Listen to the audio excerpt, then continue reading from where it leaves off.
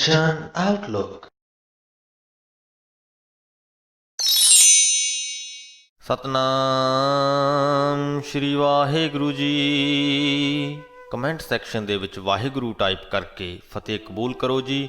ਵਾਹਿਗੁਰੂ ਜੀ ਕਾ ਖਾਲਸਾ, ਵਾਹਿਗੁਰੂ ਜੀ ਕੀ ਫਤਿਹ। ਤੁਸੀਂ ਆਪਣੇ ਸੁਝਾਅ ਅਤੇ ਸਵਾਲ ਵੀ ਕਮੈਂਟ ਕਰ ਸਕਦੇ ਹੋ। ਤੁਹਾਡੇ ਸੁਝਾਵਾਂ ਦੇ ਉੱਤੇ ਕੰਮ ਕਰਨ ਦੀ ਅਤੇ ਤੁਹਾਡੇ ਸਵਾਲਾਂ ਦੇ ਛੇਤੀ ਤੋਂ ਛੇਤੀ ਜਵਾਬ ਦੇਣ ਦੀ ਪੂਰੀ ਕੋਸ਼ਿਸ਼ ਕੀਤੀ ਜਾਏਗੀ।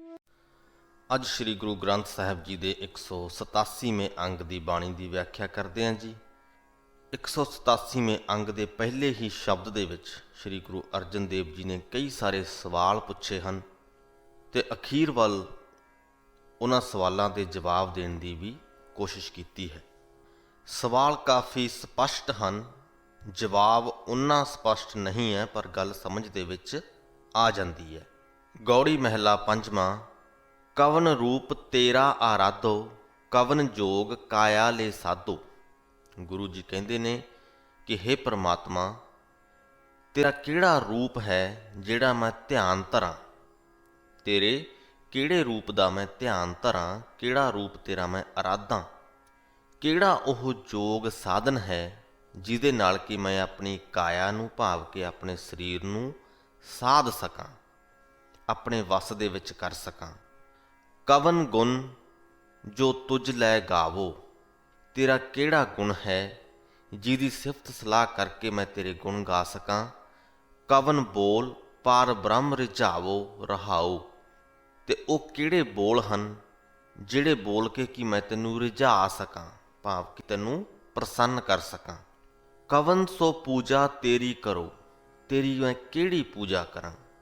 ਕਵਨ ਸੋ ਬਿਦ ਜਿਤ ਭਵ ਜਲ ਤਰੋ, ਤੇ ਉਹ ਕਿਹੜੀ ਵਿਧੀ ਹੈ ਜਿਹਦੇ ਨਾਲ ਕਿ ਮੈਂ ਸੰਸਾਰ ਸਮੁੰਦਰ ਨੂੰ ਪਾਰ ਕਰ ਸਕਦਾ ਹਾਂ। ਕਵਨ ਤਪ ਜਿਤ ਤਪੀਆ ਹੋਏ, ਉਹ ਕਿਹੜਾ ਤਪ ਸਾਧਨ ਹੈ ਜਿਹਨੂੰ ਕਰਕੇ ਕਿ ਮੈਂ ਆਪਣੇ ਆਪ ਨੂੰ ਤਪਸਵੀ ਕਹਾ ਸਕਾਂ। ਕਵਨ ਸੋ ਨਾਮ ਹਉਮੈ ਮਲ ਖੋਏ, ਤੇਰਾ ਕਿਹੜਾ ਨਾਮ ਜਪਾਂ, ਕਿਸ ਪ੍ਰਕਾਰ ਤੇਰੇ ਨਾਮ ਦਾ ਮੈਂ ਜਾਪ ਕਰਾਂ ਜਿਹਦੇ ਨਾਲ ਕਿ ਮੇਰੇ ਅੰਦਰੋਂ ਹਉਮੈ ਦੀ ਮੈਲ ਖਤਮ ਹੋ ਜਾਏ। ਸੋ ਇਹ ਸਾਰੇ ਸਵਾਲ ਸਨ ਜੋ ਗੁਰੂ ਜੀ ਨੇ ਪੁੱਛੇ ਹਨ। ਹੁਣ ਜਵਾਬ ਕੀ ਦਿੰਦੇ ਨੇ। ਗੁਣ ਪੂਜਾ ਗਿਆਨ ਧਿਆਨ ਨਾਨਕ ਸਗਲ ਘਾਲ, ਜਿਸ ਕਰ ਕਿਰਪਾ ਸਤਿਗੁਰ ਮਿਲੈ ਦਇਆਲ।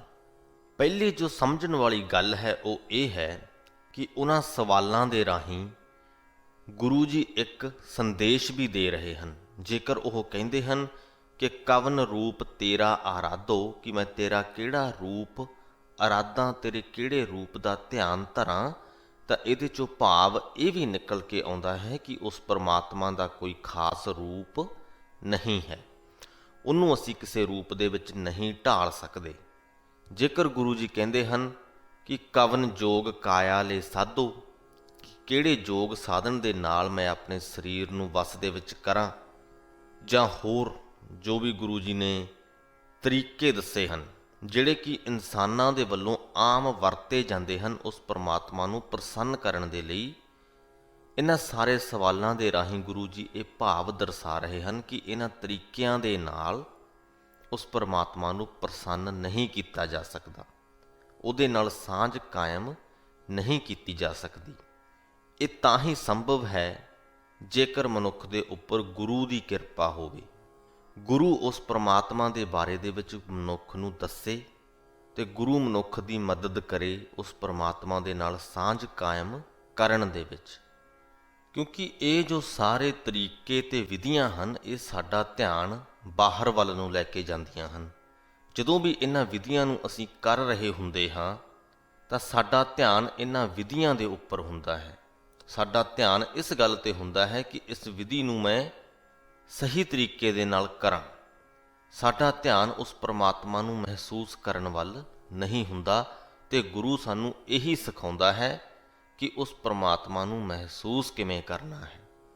ਸੋ ਗੁਣ ਪੂਜਾ ਗਿਆਨ ਧਿਆਨ ਨਾਨਕ ਸਗਲ ਘਾਲ, ਕਿ ਉਸ ਪਰਮਾਤਮਾ ਦੇ ਗੁਣ ਗਾਉਣੇ, ਉਹਦੀ ਪੂਜਾ ਕਰਨੀ, ਗਿਆਨ ਹਾਸਲ ਕਰ ਲੈਣਾ, ਉਸ ਪਰਮਾਤਮਾ ਦੇ ਵਿੱਚ ਧਿਆਨ ਲਾਉਣਾ, ਇਹ ਸਾਰੀਆਂ ਹੀ ਘਾਲਾਂ ਜਿਹੜੀਆਂ ਮਨੁੱਖ ਘਾਲਦਾ ਹੈ ਤਦੋਂ ਹੀ ਸਫਲ ਹੁੰਦੀਆਂ ਹਨ ਜਿਸ ਕਰ ਕਿਰਪਾ ਸਤਿਗੁਰ ਮਿਲੈ ਦਇਆਲ। ਜਿਸ ਦੇ ਉੱਪਰ ਉਹ ਪ੍ਰਮਾਤਮਾ ਕਿਰਪਾ ਕਰੇ ਤੇ ਉਹਨੂੰ ਸਤਿਗੁਰ ਦੇ ਨਾਲ ਮਿਲਾ ਦੇਵੇ, ਉਸ ਮਨੁੱਖ ਦੀਆਂ ਕੀਤੀਆਂ ਹੋਈਆਂ ਇਹ ਸਾਰੀਆਂ ਹੀ ਵਿਧੀਆਂ ਸਫਲ ਹੋ ਜਾਂਦੀਆਂ ਨੇ, ਕਿਉਂਕਿ ਸਤਿਗੁਰੂ ਉਸ ਨੂੰ ਸਿਖਾਉਂਦਾ ਹੈ ਕਿ ਤੇਰਾ ਧਿਆਨ ਇਹਨਾਂ ਵਿਧੀਆਂ 'ਤੇ ਨਹੀਂ ਬਲਕਿ ਉਸ ਪ੍ਰਮਾਤਮਾ 'ਤੇ ਲੱਗਣਾ ਚਾਹੀਦਾ ਹੈ। ਜਦੋਂ ਤੂੰ ਇਹਨਾਂ ਵਿਧੀਆਂ ਨੂੰ ਕਰ ਰਿਹਾ ਹੈ, ਤੇਰੀ ਬਿਰਤੀ ਉਸ ਪ੍ਰਮਾਤਮਾ ਨਾਲ ਜੁੜੀ ਹੋਣੀ ਚਾਹੀਦੀ ਹੈ, ਨਾ ਕਿ ਤੇਰੀ ਬਿਰਤੀ ਇਹਨਾਂ ਵਿਧੀਆਂ ਨੂੰ ਸਹੀ ਢੰਗ ਦੇ ਨਾਲ ਕਰਨ 'ਤੇ ਹੋਣੀ ਚਾਹੀਦੀ ਹੈ। ਕਿਉਂਕਿ ਦਿਮਾਗ ਜੋ ਹੈ ਜਾਂ ਮਨ ਜੋ ਹੈ ਉਹਦੀ ਇੱਕ ਸਮਰੱਥਾ ਹੈ। ਬੇਸ਼ੱਕ ਉਹ ਇੱਕ ਪਲ ਤੋਂ ਦੂਜੇ ਪਲ ਜਾਂਦੇ ਹੋਏ ਇੱਕ ਸੋਚ ਤੋਂ ਦੂਜੀ ਸੋਚ ਸਕਦਾ ਹੈ, ਪਰ ਕਿਸੇ ਇੱਕ ਖਾਸ ਪਲ ਦੇ ਵਿੱਚ ਉਹ ਇੱਕ ਹੀ ਸੋਚ ਸਕਦਾ ਹੈ।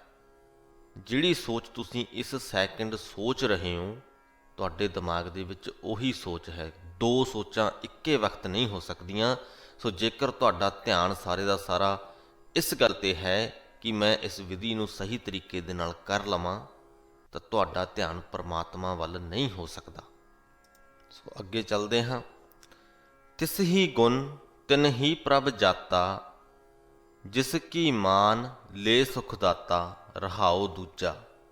ਸੋ ਪਿਛਲੀ ਪੰਕਤੀ ਦੇ ਵਿੱਚ ਗੁਰੂ ਜੀ ਨੇ ਕਿਹਾ ਸੀ ਕਿ ਜਿਸ ਮਨੁੱਖ ਉੱਪਰ ਉਹ ਪਰਮਾਤਮਾ ਖੁਦ ਦਇਆਲ ਹੋ ਕੇ ਉਹਨੂੰ ਗੁਰੂ ਦੇ ਨਾਲ ਮਿਲਾ ਦਿੰਦਾ ਹੈ, ਉਹਦੀਆਂ ਘਾਲੀਆਂ ਹੋਈਆਂ ਘਾਲਣਾਵਾਂ ਸਫਲ ਹੋ ਜਾਂਦੀਆਂ ਨੇ।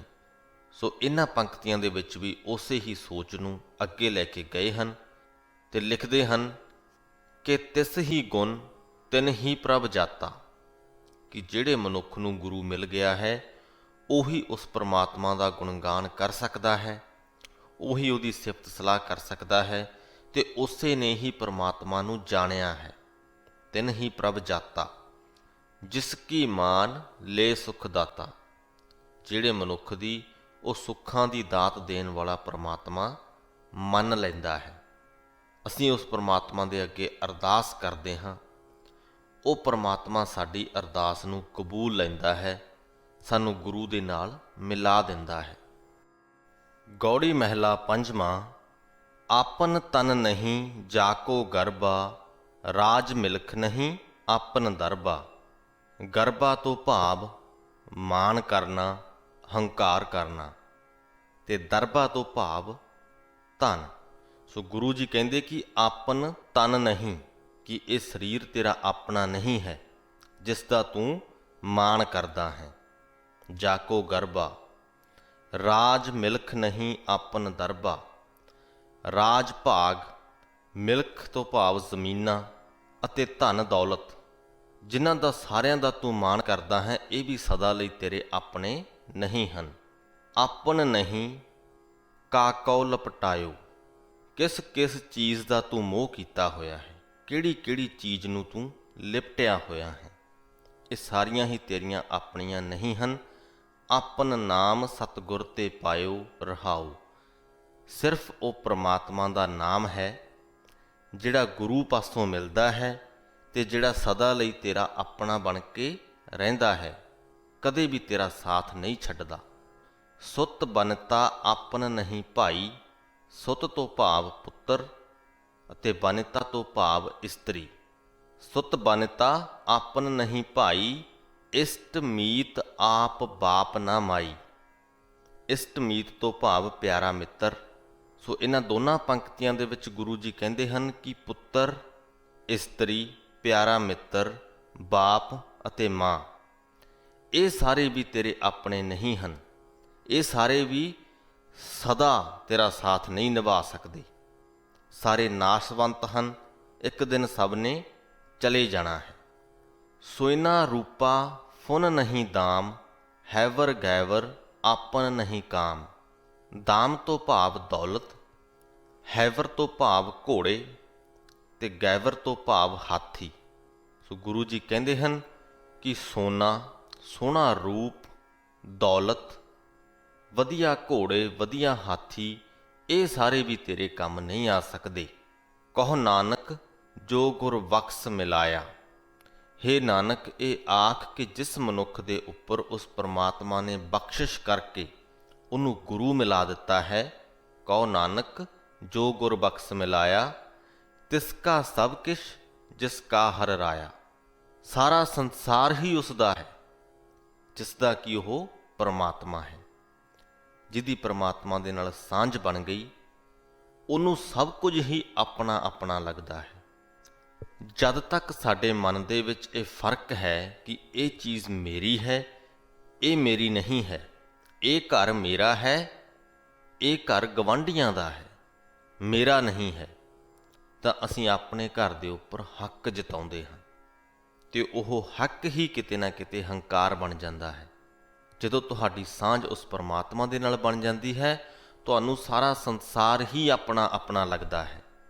ਤੇ ਜਦੋਂ ਸਾਰਾ ਸੰਸਾਰ, ਹਰ ਸ਼ੈ ਹੀ ਆਪਣੀ ਆਪਣੀ ਲੱਗਦੀ ਹੈ, ਤਾਂ ਤੁਸੀਂ ਉਹਦੇ 'ਤੇ ਹੱਕ ਨਹੀਂ ਜਤਾਉਂਦੇ, ਕਿਉਂਕਿ ਤੁਹਾਨੂੰ ਇਸ ਗੱਲ ਦਾ ਡਰ ਨਹੀਂ ਹੁੰਦਾ ਕਿ ਤੁਹਾਡੇ ਤੋਂ ਕੋਈ ਇਹ ਹਥਿਆ ਲਏਗਾ। ਤੁਹਾਨੂੰ ਸਭ ਕੁਝ ਹੀ ਆਪਣਾ ਆਪਣਾ ਹੀ ਲੱਗਦਾ ਹੈ। ਕੌੜੀ ਮਹਿਲਾ ਪੰਜਵਾਂ। ਗੁਰ ਕੇ ਚਰਨ ਉੱਪਰ ਮੇਰੇ ਮਾਥੇ, ਤਾਤੇ ਦੁੱਖ ਮੇਰੇ ਸਗਲੇ ਲਾਥੇ। ਮੇਰੇ ਮੱਥੇ ਦੇ ਵਿੱਚ ਜਾਂ ਮੇਰੇ ਮੱਥੇ ਦੇ ਉੱਪਰ ਗੁਰੂ ਦੇ ਚਰਨ ਟਿਕੇ ਹੋਏ ਹਨ। ਗੁਰੂ ਦੀਆਂ ਸਿੱਖਿਆਵਾਂ ਮੇਰੇ ਮਨ ਦੇ ਵਿੱਚ ਵਸੀਆਂ ਹੋਈਆਂ ਹਨ। ਉਹਨਾਂ ਦੀ ਬਰਕਤ ਨਾਲ ਮੇਰੇ ਸਾਰੇ ਦੁੱਖ ਦੂਰ ਹੋ ਗਏ ਹਨ। ਸਤਿਗੁਰ ਆਪਣੇ ਕਉ ਕੁਰਬਾਨੀ, ਇਸੇ ਲਈ ਮੈਂ ਆਪਣੇ ਗੁਰੂ ਤੋਂ ਸਦਕੇ ਜਾਂਦਾ ਹਾਂ, ਕੁਰਬਾਨ ਜਾਂਦਾ ਹਾਂ। ਆਤਮ ਚੀਨ ਪਰਮ ਰੰਗ ਮਾਨੀ। ਚੀਨ ਤੋਂ ਭਾਵ ਪੜਤਾਲ ਕਰਨੀ, ਕਿ ਮੈਂ ਆਪਣੀ ਆਤਮਾ ਦੀ ਪੜਤਾਲ ਕਰਕੇ, ਆਪਣੇ ਆਤਮਿਕ ਜੀਵਨ ਦੀ ਪੜਤਾਲ ਕਰਕੇ ਪਰਮ ਰੰਗ ਮਾਨ ਰਿਹਾ ਹਾਂ, ਸ੍ਰੇਸ਼ਟ ਆਨੰਦ ਮਾਣ ਰਿਹਾ ਹਾਂ। ਰਹਾਉ। ਆਪਣੇ ਆਤਮਿਕ ਜੀਵਨ ਦੀ ਪੜਤਾਲ ਕਰਨੀ ਤੋਂ ਕੀ ਭਾਵ ਹੈ? ਇਸ ਤੋਂ ਭਾਵ ਇਹੀ ਹੈ ਕਿ ਤੁਸੀਂ ਆਪਣੇ ਆਪ ਦੇ ਨਾਲ ਇੱਕ ਵਾਰਤਾਲਾਪ ਕਰਦੇ ਹੋ, ਆਪਣੇ ਹਰ ਇੱਕ ਪਲ ਨੂੰ ਮਹਿਸੂਸ ਕਰਦੇ ਹੋ ਕਿ ਤੁਸੀਂ ਕੀ ਸੋਚ ਰਹੇ ਹੋ, ਕੀ ਤੁਹਾਡੇ ਖਿਆਲਾਤ ਹਨ, ਕਿੱਦਾਂ ਦੀ ਤੁਹਾਡੀ ਬੁੱਧੀ ਹੈ, ਕੀ ਤੁਸੀਂ ਵਿਕਾਰਾਂ ਤੋਂ ਮੁਕਤ ਹੋ ਜਾਂ ਨਹੀਂ, ਕੀ ਤੁਸੀਂ ਉਸ ਪਰਮਾਤਮਾ ਨੂੰ ਮਹਿਸੂਸ ਕਰ ਪਾ ਰਹੇ ਹੋ ਜਾਂ ਨਹੀਂ। ਇਹ ਸਾਰੀਆਂ ਚੀਜ਼ਾਂ, ਇਹ ਸਾਰੇ ਸਵਾਲ ਜਦੋਂ ਅਸੀਂ ਆਪਣੇ ਆਪ ਤੋਂ ਪੁੱਛਦੇ ਹਾਂ, ਤਾਂ ਅਸੀਂ ਆਪਣੇ ਆਤਮਿਕ ਜੀਵਨ ਨੂੰ ਪੜਤਾਲ ਰਹੇ ਹੁੰਦੇ ਹਾਂ। ਤੇ ਜਿਉਂ-ਜਿਉਂ ਪੜਤਾਲਦੇ ਜਾਵਾਂਗੇ, ਆਪਣੇ ਆਪ ਦਾ ਗਿਆਨ ਸਾਨੂੰ ਹਾਸਲ ਹੁੰਦਾ ਜਾਏਗਾ।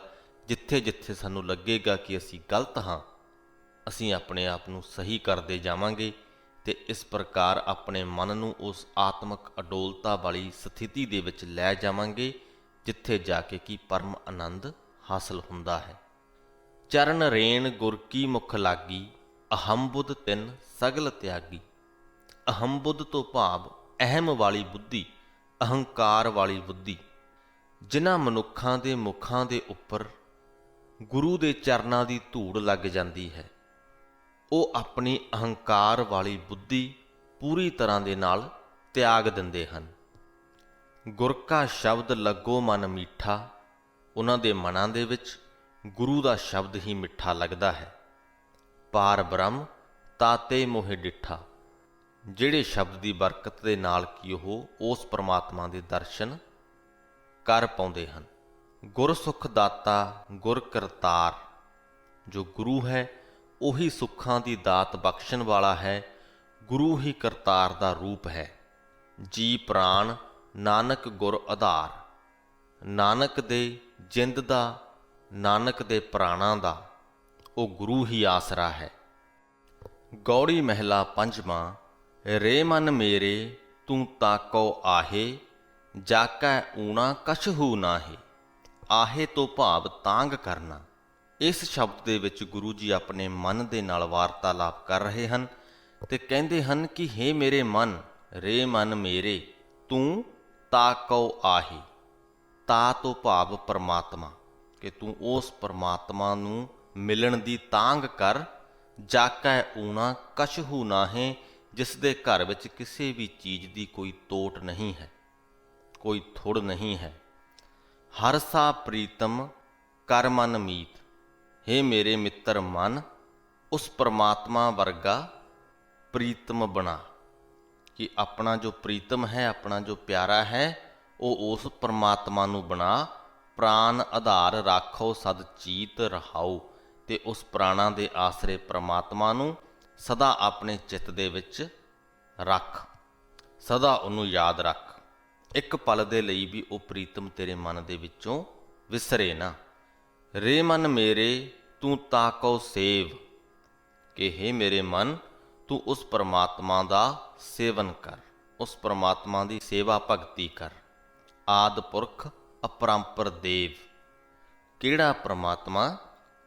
ਜਿਹੜਾ ਕਿ ਆਦਿ ਪੁਰਖ ਹੈ, ਭਾਵ ਸਮੇਂ ਦੀ ਸ਼ੁਰੂਆਤ ਤੋਂ ਹੀ ਮੌਜੂਦ ਹੈ, ਜਿਹੜਾ ਅਪਰੰਪਾਰ ਹੈ, ਜੋ ਪਰੇ ਤੋਂ ਪਰੇ ਹੈ, ਜਿਹਦਾ ਅੰਤ ਨਹੀਂ ਲੱਭਿਆ ਜਾ ਸਕਦਾ, ਤੇ ਜਿਹੜਾ ਦੇਵ ਵੀ ਹੈ, ਭਾਵ ਪ੍ਰਕਾਸ਼ ਰੂਪ ਵੀ ਹੈ। ਉਸ ਪਰਮਾਤਮਾ ਦਾ ਸੇਵਨ ਕਰ, ਉਹਦੀ ਸੇਵਾ ਭਗਤੀ ਕਰ। ਤਿਸ ਉਪਰ ਮਨ ਕਰ ਤੂੰ ਆਸਾ, ਆਦ ਜੁਗਾਦ ਜਾ ਕਾ ਪਰਵਾਸਾ। ਉਸ ਪਰਮਾਤਮਾ ਦੇ ਉੱਪਰ ਆਸ ਰੱਖ, ਹੇ ਮੇਰੇ ਮਨ, ਜਿਹਦਾ ਆਸਰਾ ਸਾਰੇ ਜੀਵਾਂ ਨੂੰ ਆਦ ਜੁਗਾਦ ਤੋਂ ਹੈ। ਆਦ ਤੋਂ ਭਾਵ ਕਿ ਸ਼ੁਰੂਆਤ ਤੋਂ, ਜੁਗਾਦ ਤੋਂ ਭਾਵ ਜੁਗਾਂ ਦੀ ਸ਼ੁਰੂਆਤ ਤੋਂ, ਭਾਵ ਕਿ ਇਸ ਸੰਸਾਰ ਦੀ ਸ਼ੁਰੂਆਤ ਤੋਂ ਹੀ ਸਾਰੇ ਜੀਵਾਂ ਨੂੰ ਜਿਸ ਪਰਮਾਤਮਾ ਦਾ ਆਸਰਾ ਰਿਹਾ ਹੈ, ਹੇ ਮੇਰੇ ਮਨ, ਤੂੰ ਵੀ ਉਸ ਪਰਮਾਤਮਾ ਦੇ ਉੱਪਰ ਹੀ ਆਪਣੀ ਆਸ ਰੱਖ। ਜਾ ਕੀ ਪ੍ਰੀਤ ਸਦਾ ਸੁਖ ਹੋਏ, ਜਿਸ ਪਰਮਾਤਮਾ ਦੀ ਪ੍ਰੀਤ ਦੇ ਵਿੱਚ, ਜਿਸ ਪਰਮਾਤਮਾ ਦੀ ਸੇਵਾ ਭਗਤੀ ਦੇ ਵਿੱਚ ਸਦਾ ਹੀ ਆਨੰਦ ਦੀ ਪ੍ਰਾਪਤੀ ਹੁੰਦੀ ਹੈ। ਨਾਨਕ ਗਾਵੈ ਗੁਰ ਮਿਲ ਸੋਏ, ਨਾਨਕ ਆਪਣੇ ਗੁਰੂ ਦੇ ਨਾਲ ਮਿਲ ਕੇ ਉਸ ਪਰਮਾਤਮਾ ਦੇ ਗੁਣ ਗਾਉਂਦਾ ਹੈ। ਅਗਲਾ ਜੋ ਸ਼ਬਦ ਹੈ, ਇਸ ਸ਼ਬਦ ਦੇ ਵਿੱਚ ਗੁਰੂ ਜੀ ਉਸ ਪਰਮਾਤਮਾ ਦੀ ਸਿਫਤ ਸਲਾਹ ਕਰਦੇ ਪਏ ਹਨ, ਉਹਦੇ ਗੁਣ ਗਾਉਂਦੇ ਪਏ ਹਨ। ਗੌੜੀ ਮਹਿਲਾ ਪੰਜਵਾਂ। ਮੀਤ ਕਰੈ ਸੋਈ ਹਮ ਮਾਨਾ, ਮੀਤ ਕੇ ਕਰਤਬ ਕੁਸਲ ਸਮਾਨਾ। ਕੁਸਲ ਤੋਂ ਭਾਵ ਸੁੱਖਾਂ ਵਰਗੇ। ਗੁਰੂ ਜੀ ਕਹਿੰਦੇ ਹਨ ਕਿ ਜੋ ਮੇਰਾ ਮਿੱਤਰ ਪਰਮਾਤਮਾ ਕਰਦਾ ਹੈ, ਮੀਤ ਕਰੈ ਸੋਈ ਹਮ ਮਾਨਾ, ਕਿ ਮੈਂ ਉਹੀ ਮੰਨਦਾ ਹਾਂ, ਉਸੇ ਨੂੰ ਹੀ ਕਬੂਲ ਕਰ ਲੈਂਦਾ ਹਾਂ। ਉਹ ਪਰਮਾਤਮਾ ਜੋ ਵੀ ਕਰਦਾ ਹੈ, ਮੈਂ ਸਿਰ ਮੱਥੇ ਰੱਖਦਾ ਹਾਂ, ਖਿੜੇ ਮੱਥੇ ਉਸ ਨੂੰ ਕਬੂਲ ਕਰਦਾ ਹਾਂ। ਮੀਤ ਕੇ ਕਰਤਬ ਕੁਸਲ ਸਮਾਨਾ, ਮੇਰੇ ਲਈ ਉਸ ਪਰਮਾਤਮਾ ਦੇ ਕਰਤਬ ਸੁੱਖਾਂ ਵਰਗੇ ਹੀ ਲੱਗਦੇ ਹਨ। ਉਹ ਕੁਝ ਵੀ ਕਰੇ, ਜੋ ਵੀ ਬਖਸ਼ਿਸ਼ ਦੇਵੇ, ਮੈਂ ਉਹਨੂੰ ਸੁੱਖ ਹੀ ਮੰਨਦਾ ਹਾਂ। ਏਕਾ ਟੇਕ ਮੇਰਾ ਮਨ ਚੀਤ, ਜਿਸ ਕਿਛ ਕਰਨਾ ਸੋ ਹਮਰਾ ਮੀਤ ਰਹਾਓ। ਮੇਰੇ ਮਨ ਦੇ ਵਿੱਚ ਸਿਰਫ ਤੇ ਸਿਰਫ ਉਸ ਇੱਕ ਪਰਮਾਤਮਾ ਦੀ ਟੇਕ ਹੈ, ਉਹਦਾ ਹੀ ਸਹਾਰਾ ਹੈ। ਜਿਸ ਪਰਮਾਤਮਾ ਨੇ ਇਹ ਸਾਰੀ ਸ੍ਰਿਸ਼ਟੀ ਰਚੀ ਹੋਈ ਹੈ, ਉਹ ਮੇਰਾ ਮਿੱਤਰ ਹੈ। ਜਿਸ ਕਿਛ ਕਰਨਾ ਸੋ ਹਮਰਾ ਮੀਤ, ਮੀਤ ਹਮਾਰਾ ਬੇਪਰਵਾਹ। ਜੋ ਮੇਰਾ ਮਿੱਤਰ ਪਰਮਾਤਮਾ ਹੈ, ਉਹ ਬੇਪਰਵਾਹ ਹੈ। ਉਹਨੂੰ ਕਿਸੇ ਦੀ ਗਰਜ ਨਹੀਂ, ਉਹਨੂੰ ਕਿਸੇ ਦੀ ਪਰਵਾਹ ਨਹੀਂ। ਹੁਣ ਬੇਪਰਵਾਹ ਤੋਂ ਭਾਵ ਇਹ ਨਹੀਂ ਹੈ ਕਿ ਉਹਨੂੰ ਕਿਸੇ ਦਾ ਫਿਕਰ ਨਹੀਂ, ਇਹ ਹੈ ਕਿ ਉਹਨੂੰ ਕਿਸੇ ਦੀ ਪਰਵਾਹ ਨਹੀਂ। ਉਹ ਆਪਣੀ ਚਾਲ ਚੱਲਦਾ ਜਾਂਦਾ ਹੈ, ਕਿਸੇ ਦੇ ਕਹਿਣ 'ਤੇ ਆਪਣੀ ਚਾਲ ਮੋੜਦਾ ਨਹੀਂ। ਪਰ ਜੋ ਕੁਝ ਵੀ ਕਰਦਾ ਹੈ, ਜੀਵਾਂ ਦੇ ਹੱਕ ਦੇ ਵਿੱਚ ਹੀ ਕਰਦਾ ਹੈ। ਮੀਤ ਹਮਾਰਾ ਬੇਪਰਵਾਹਾ, ਗੁਰ ਕਿਰਪਾ ਤੇ ਮੋਹੇ ਅਸਨਾਹਾ। ਗੁਰੂ ਦੀ ਮੇਰੇ ਉੱਪਰ ਕਿਰਪਾ ਹੋਈ ਹੈ ਕਿ ਮੇਰਾ ਪਿਆਰ ਉਸ ਪਰਮਾਤਮਾ ਦੇ ਨਾਲ ਬਣ ਗਿਆ ਹੈ। ਮੀਤ ਹਮਾਰਾ ਅੰਤਰਜਾਮੀ, ਜੋ ਮੇਰਾ ਮਿੱਤਰ ਪਰਮਾਤਮਾ ਹੈ, ਉਹ ਅੰਤਰਜਾਮੀ ਹੈ, ਸਭ ਜੀਵਾਂ ਦੇ ਦਿਲਾਂ ਦੀਆਂ ਜਾਣਨ ਵਾਲਾ ਹੈ। ਸਮਰੱਥ ਪੁਰਖ ਪਾਰ ਬ੍ਰਹਮ ਸੁਆਮੀ, ਉਹ ਸਮਰੱਥ ਪੁਰਖ ਹੈ, ਸਭ ਕੁਝ ਕਰਨ ਦੀ ਤਾਕਤ ਰੱਖਦਾ ਹੈ। ਉਹ ਪਾਰ ਬ੍ਰਹਮ ਹੈ, ਸਭਨਾਂ ਦੇ ਵਿੱਚ ਵਿਆਪਕ ਵੀ ਹੈ, ਬੇਅੰਤ ਵੀ ਹੈ, ਤੇ ਉਹ ਸੁਆਮੀ ਤੋਂ ਭਾਵ ਕਿ ਮਾਲਕ ਵੀ ਹੈ। ਹਮ ਦਾਸੇ ਤੁਮ ਠਾਕੁਰ ਮੇਰੇ, ਕਿ ਹੇ ਪਰਮਾਤਮਾ, ਤੂੰ ਮੇਰਾ ਮਾਲਕ ਹੈ ਤੇ ਮੈਂ ਤੇਰਾ ਸੇਵਕ ਹਾਂ।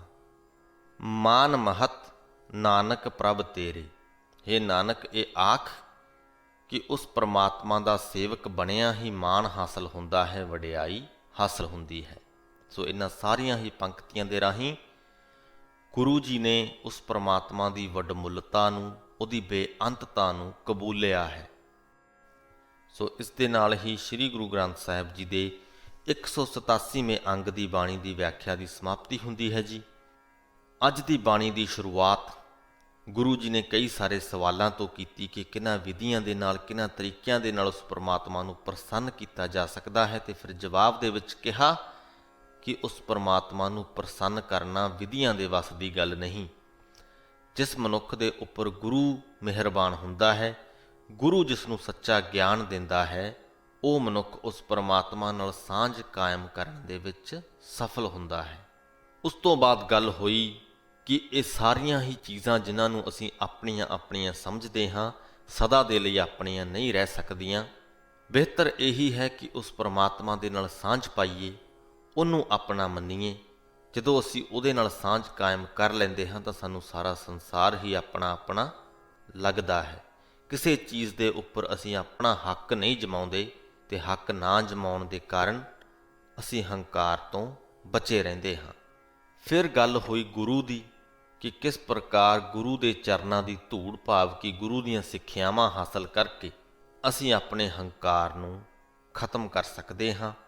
ਫਿਰ ਗੁਰੂ ਜੀ ਨੇ ਆਪਣੇ ਮਨ ਦੇ ਨਾਲ ਵਾਰਤਾਲਾਪ ਕੀਤੀ ਕਿ ਹੇ ਮੇਰੇ ਮਨ, ਤੂੰ ਉਸ ਪਰਮਾਤਮਾ ਦੇ ਨਾਲ ਸਾਂਝ ਕਾਇਮ ਕਰ, ਉਸ ਪਰਮਾਤਮਾ ਦੇ ਵਿੱਚ ਆਪਣਾ ਪਿਆਰ ਕਾਇਮ ਕਰ। ਤੇ ਆਖਰਲੇ ਸ਼ਬਦ ਦੇ ਵਿੱਚ ਗੁਰੂ ਜੀ ਨੇ ਉਸ ਪਰਮਾਤਮਾ ਦੀ ਸਿਫਤ ਸਲਾਹ, ਉਹਦੀ ਵਡਿਆਈ ਕੀਤੀ ਹੈ। ਸੋ ਇਹ ਸੀ ਅੱਜ ਦੇ ਅੰਗ ਦੀ ਬਾਣੀ ਦਾ ਇੱਕ ਛੋਟਾ ਜਿਹਾ ਸਾਰ ਅੰਸ਼। ਇੱਥੇ ਹੀ ਸਮਾਪਤੀ ਕਰਦੇ ਹਾਂ ਜੀ। ਵਾਹਿਗੁਰੂ ਜੀ ਕਾ ਖਾਲਸਾ, ਵਾਹਿਗੁਰੂ ਜੀ ਕੀ ਫਤਿਹ।